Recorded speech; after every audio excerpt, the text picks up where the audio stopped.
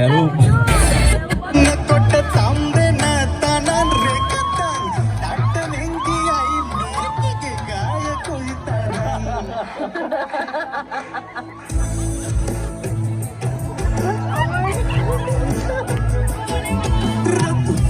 බලල් මදි දෙතන බෙනින්නට තිසරුම් ආසයි මුකුණ බලන්නට උස්සලා තන පට තද කරපන් රන ඉසරුපනී බැඳපන්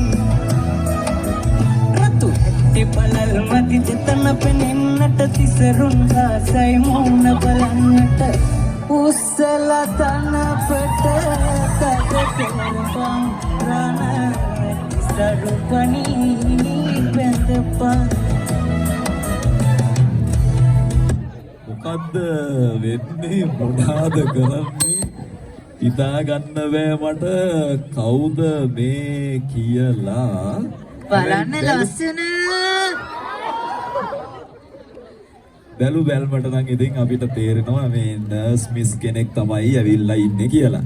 ඉතින් ආසයි පොඩ්ඩක් කතා කරන්න මේ කොහොමද ඉතින් ඔයා කොහේ ඉඳලාද ආවේ? මම හතරලියද්දේ හතරලියද්දේද? හතරලියද්ද ඉඳලා ආවේ. පේනවා හැබැයි ටිකක්. ලියද්ද ටිකක් ලොකුයි වගේ නේද? මේ ඔය ඉඩම් කොටස් කරලා විකුණන කෙනෙක්ට පේන්න ඉන්න එපා. මොකද පර්චේස් කරලට කඩලා විකුණන්න ඉඩ තියෙනවා. ඔය ඩාකය උත්සාහ කරා අයියා. ඒක තමයි. මේ කොහොමද ඉතින් කොටක් මේ අල්සාපියගේ මල්ලිලාගේ ගල්වල මුත්‍රා කියලා ආරංචියක් ආවම හතරලියා තියෙනකොට ගල්වල මුත්‍රා මම නම් අහලා තියෙන්නේ පාස් කරගෙන දුරේ ඉඳලා තමයි ආවේ. මම නම් අහලා තියෙන්නේ මුත්‍රාවල ගල් කියලා. දැන් අලුත් එකනේ අයියා. ගල්වලත් මුත්‍රා හැදෙනවා ඇති තමයි. මොකද මේ බලපුවමත් පේනවා පොඩ්ඩක්. මේ අපේ අර MOS එකෙත් කියලා දෙනවනේ අනවශ්‍ය දේවල් ඉවත් කරන්න කියලා නේද? මෙයා දිහා බලපුවම නම් අනවශ්‍ය දේවල් ඉවත් කරලා නැහැ කියලාත් පේනවා. ළඟදිනේ මාරුනේ. ඔව්. අර ගල්වල මුත්‍රා කිව්වට වෙන දෙයක් තමයි පේන්නේ. ළඟදි මාරු කරේ. ඒක තමයි ළඟදි මාරු වෙච්ච බවකුත් පේනවා. මේ ඉතින් කොහොමද? හරිම හොඳයි. හොඳයි කියලාත් නම් පේනවා බඩ පොඩ්ඩක් වැඩි නේ. නයිට් ඩියුටි වැඩිනේ අයියා. නයිට් ඩියුටි වැඩිනේ. නයිට් ඩියුටි වැඩි වුණත් බඩ වැඩි වෙන්නේ ඕනේ. ආර වැඩන්නේ. ડોක්ටර් හැමදාම නයිට් ඩියුටි දානවා.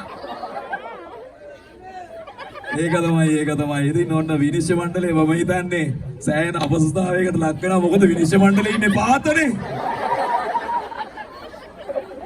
අපේ බුද්ධික සර් එහෙම මම බලාගෙන හොටක අමුතු විදියට බලාගෙන ඉන්නවා. අල්සාපියගේ මේක මොකද්ද? මේක තමයි ගල්වල මුත්‍රා අයින් කරන්නේ. මම හිතුවේ මේක ප්‍රතිම සිංචනය කරන එකක් කියලා. කොහමද කට්ට? කට්ට නම් ලොකෝයි. අය ගහමුද? බෑ රිදෙයි. බැලුමට පේනවා මොන බැලුම හොඳ කටුකාරයා කියලා.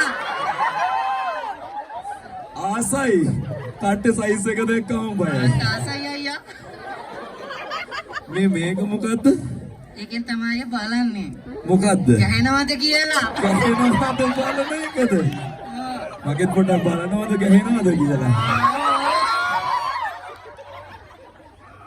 හරි ලස්සනයි යන්නේ. ඉතින් මොකද විනිශ්චය මණ්ඩලය දැන් ඔක්කොම බලලා ඉවරයිද? මෙයාගේ තව මොනවා හරි බලන්න තියෙනවද? චුට්ටක් කැරකිලා පෙන්නන්නලු. වව්. ඉස්සරහට යන්න පොඩ්ඩක්. ආසයිද? බය වෙන්න එපා ඉස්සරහට යන්න. ආස වුණාට කමන්න බය වෙන්න එපා හොඳේ. ඒක නෙමෙයි මිස් ඔය පෙට්ටිය මොනවද? පෙට්ටිය තියෙනවා එක එක ඒවා. දාන ඒවා ගලවන ඒවා අයින ඒවා කොහොම තියෙනවා. ඔක්කොම තියෙනවා කියලා නම් පේනවා. ඔය පිටිපස්සෙන් පොඩ්ඩක් ඇඳුම හදා ගන්න. ડોක්ටර්ස්ලා කලබල වෙයි.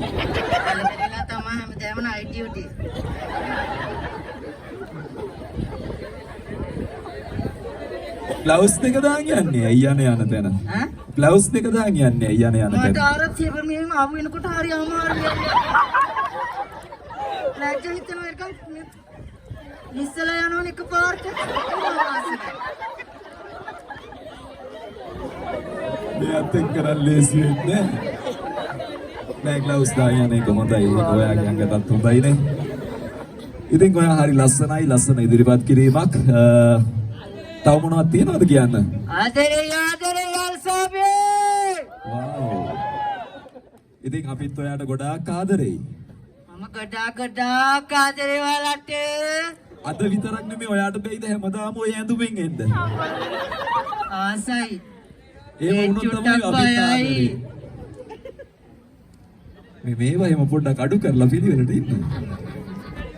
ළඟදිනේ මාරුනේ ඉතින් තව ටික දවසක් යනකොට හැඩ වෙලා